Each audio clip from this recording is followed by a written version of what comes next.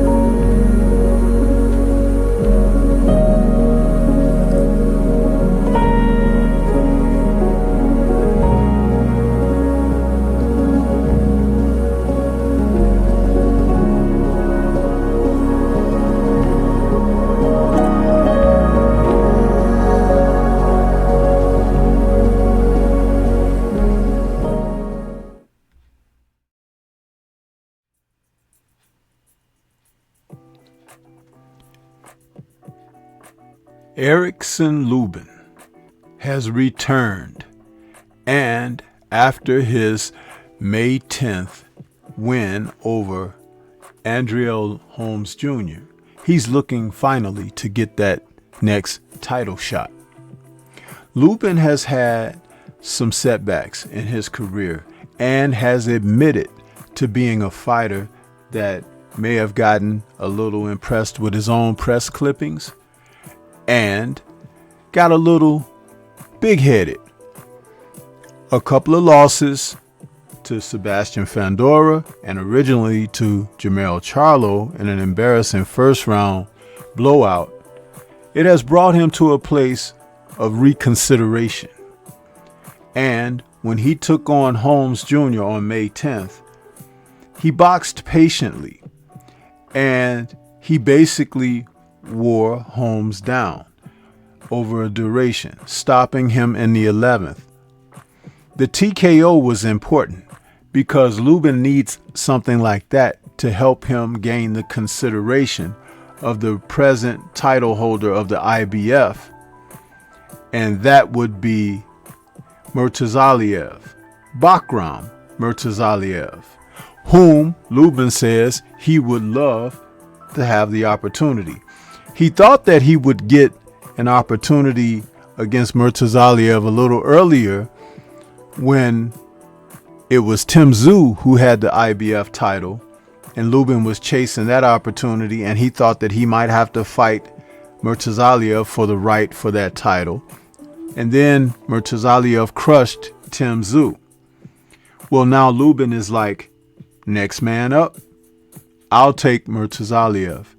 And that would be interesting because he has the type of experience that as a contending fighter, it's important to have setbacks, to know what it's like to have lost something and want to regain or even defend. And since there are many who are not really seeking to just jump into the ring with Bakram, it would be very interesting to see Lubin get that opportunity. And this time I think he would take it serious. When you go back to his battle against Sebastian Fundora, which was in April of 2022, it was a 9th round TKO retirement where he was down in round 2 but had Fundora down in round 7. For whatever reason, Lubin's face was grotesquely swollen in that fight, and he looked like a Picasso painting. He had to retire in that fight, but he came back with a couple of victories against Luis Arias and Jesus Ramos Jr. The Ramos Jr. fight was in September of 2023. He sat out 2024 and returned on the 10th of May against Andrea Holmes.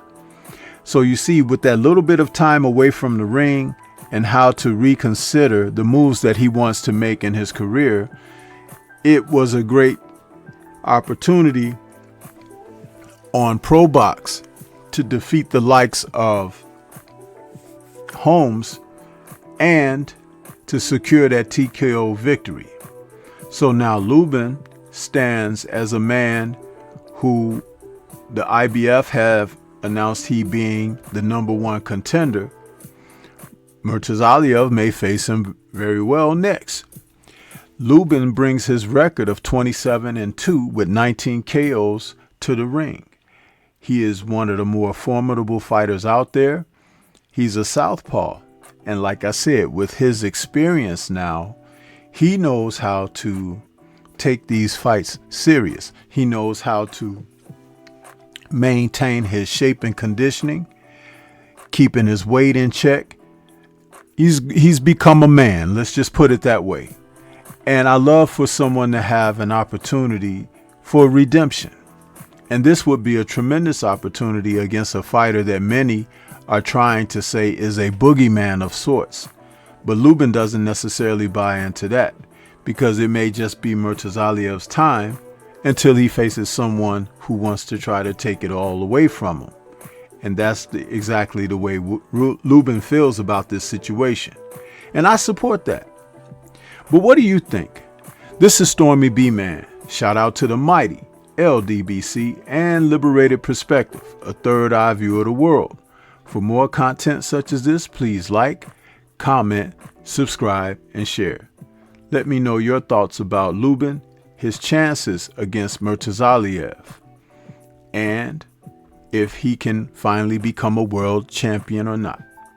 Leave comments and let's discuss further. Peace to everyone out there, and everyone please remain safe.